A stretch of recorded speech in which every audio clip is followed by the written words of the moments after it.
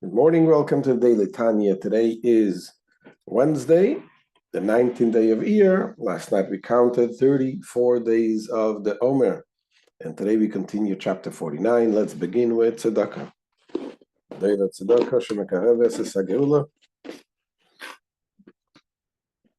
And the Alter Rebbe continues what we started yesterday explaining. We spoke about Hashem squeezing himself, so to speak, out of love for us, meaning that God contracted his light and he placed himself in us and he allowed us the connection with him.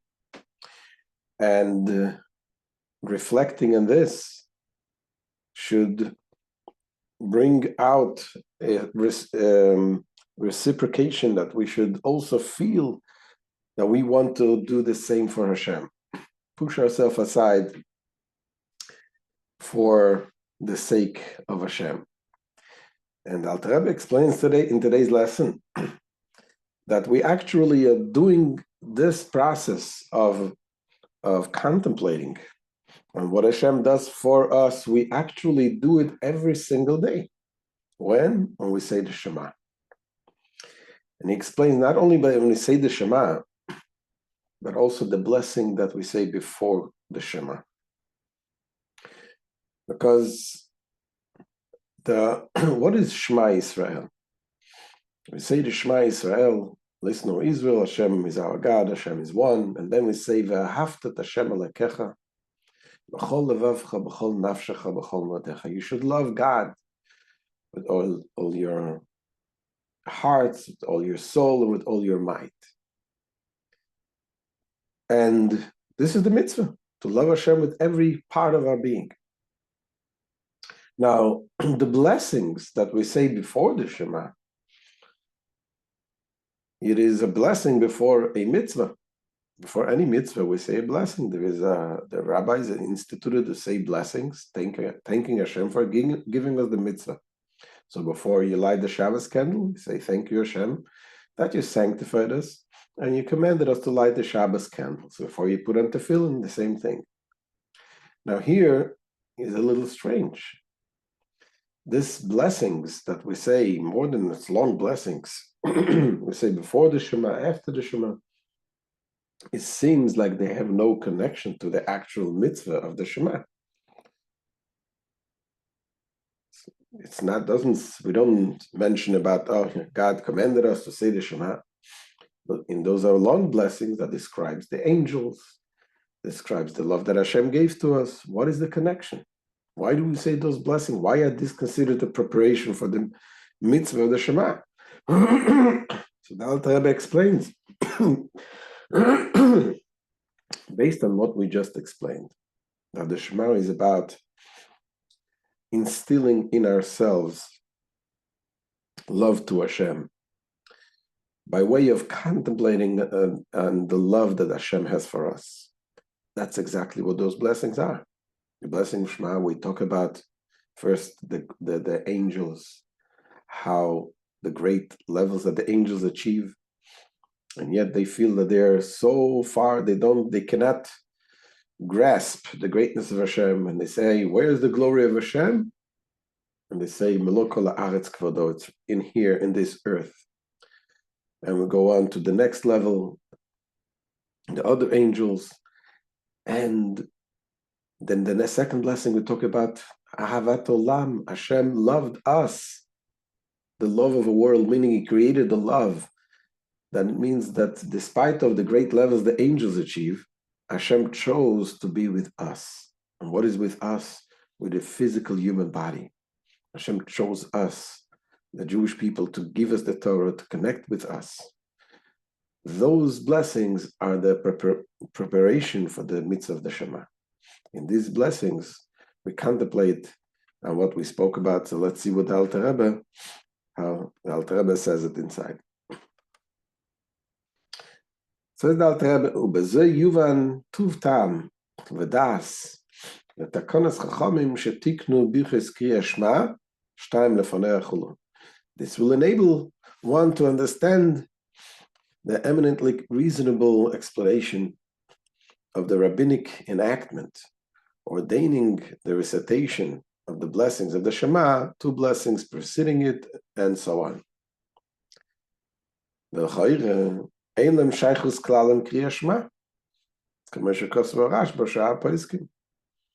at first glance, it would appear that they have no connection whatsoever with the recital of the Shema, as the Rashba and other halachic authorities have stated. Those are not blessings like any other mitzvahs. So the question is, why then were they termed blessings of the Shema? And why was it ordained that they be recited specifically before it when there are no apparent way connected to it?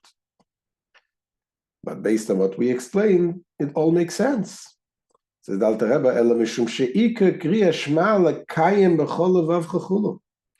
but the reason is that the essence of the recital of the Shema is to fulfill the injunction with all your heart. Love Hashem with all your heart. That is, what is with all your hearts? It's cholavavcha. It is with both inclination. That a Jew should love, that a Jew should love God with the whole of his heart, even with his animal soul and evil inclination. That even the material things that we love should change to love to Hashem. Dahainu, lamed neged kol minei me'ahavas Hashem. That is to say, to withstand anything that hinders him from the love of God. Ulavavcha eina isha v'yeladea. And we're saying about love with all your heart, meaning things that the heart is naturally connected to, which is the wife and children. For your heart alludes to one's wife and her children, to whom a man's heart is by his very nature bound.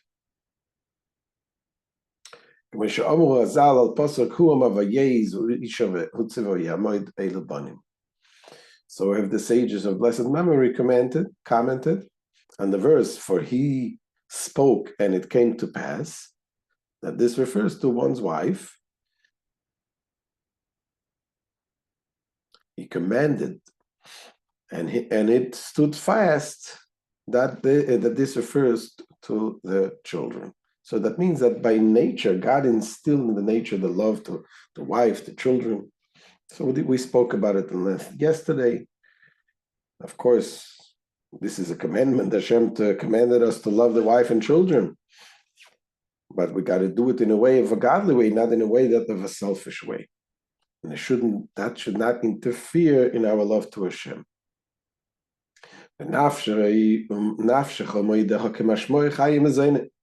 And by your soul and your might is understood literally your wife and sustenance. They too should not act as an impediment to spiritual service. All are renounced for the love of Hashem. Now the question is, how can one get to this state, to really give everything away for Hashem? But how can a physical man attain this level of godly love that nothing can obstruct? It is for this end, for this reason, therefore, that the blessing of Yetzirah was introduced.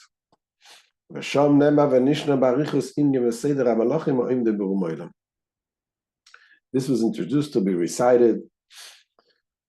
First, for in this blessing, there is stated and repeated at length, and this meditation must indeed be a lengthy one, taking into account all the specific details, the account and order of the angels standing at the world's summit.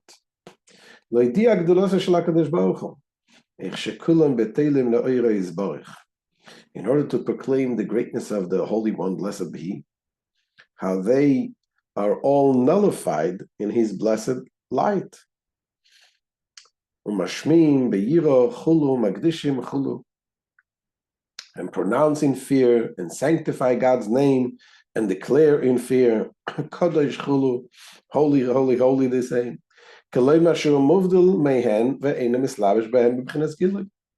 Meaning by saying holy, that he is apart from them and does not clothe himself in them in a revealed state. That's what we read in the blessings of Shema, how the angels, they proclaim that Hashem is holy, that he's separated and not even revealed in them. But where is Hashem revealed?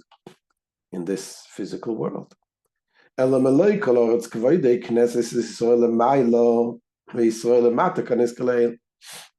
where is God revealed? The whole earth is full of his glory, namely, the community of Israel above. That's the root of the neshamas, Malchus of Atzilus, the source of the Jewish souls, which is called earth, and Israel on this earth below, wherein Jews perform Torah mitzvahs, for which reason specifically in this world is this world filled with his glory. It is here that God clothes and reveals himself, as has been explained earlier. So this is one level of angels. Then it goes on to the Ophanim, which is a lower level of angels. So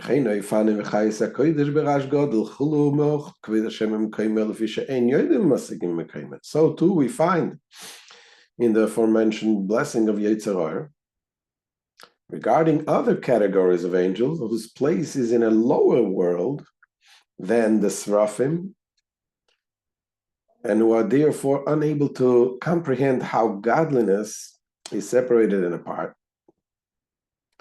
That the Ophanim and the holy Chayas, with a mighty sound, declare, "Blessed be the glory of the Lord," and may be drawn down from its place, for they neither know nor do they apprehend his place, the place from which godliness is revealed.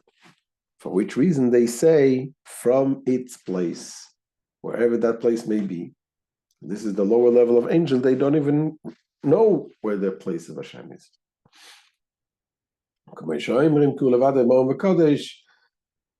As we say a few lines later, for he alone is exalted and holy. So this is the first blessing of the Shema. Then we go to the second blessing of Shema. What do we say in the second blessing of Shema? How Hashem loves us, and a greater love than all of what he has shown to the angels. And in us, Hashem revealed himself. That's what we say. Then follows the second blessing, which declares God's great love of the Jewish people. As we say, Lord our God, you have loved us with everlasting love. That is to say, that he set aside, so to speak, all the supernal holy hosts, the heavenly angels, for they are not the ultimate intent of creation.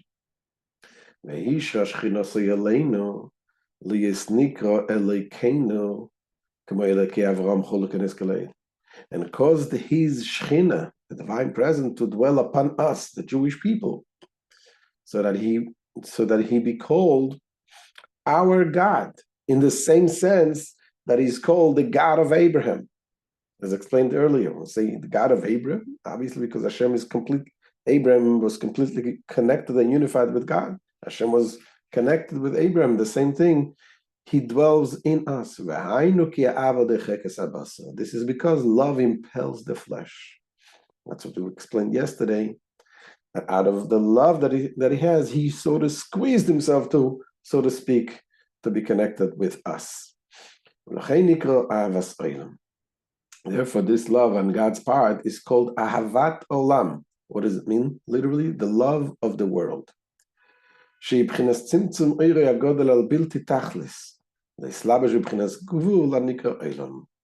This is because it refers to the contraction of his great and infinite light by assuming the garb of finitude, which is called Olam, it's called the world. concept of world signifies the finitude of space and time. God brought about this contraction. And the reason is because of the love that he loved us. For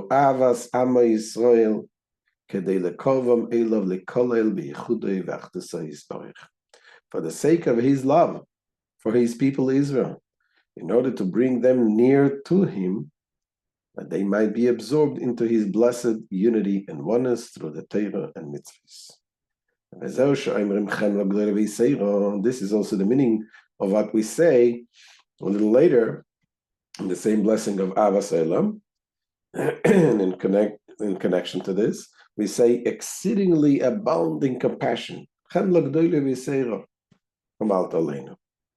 Hashem has exceedingly great compassion. What does it mean? Namely, a compassion exceeding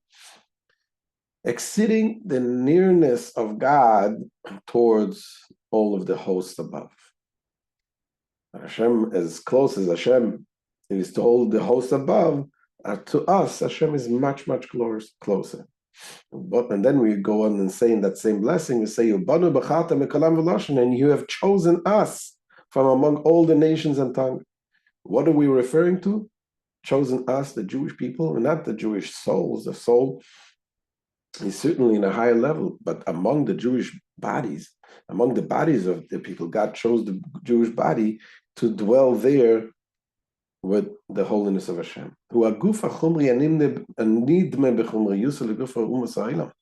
This refers to the material body, which in its corporal aspects, it is similar to the bodies of the Gentiles of the world. And nevertheless, Hashem chose us.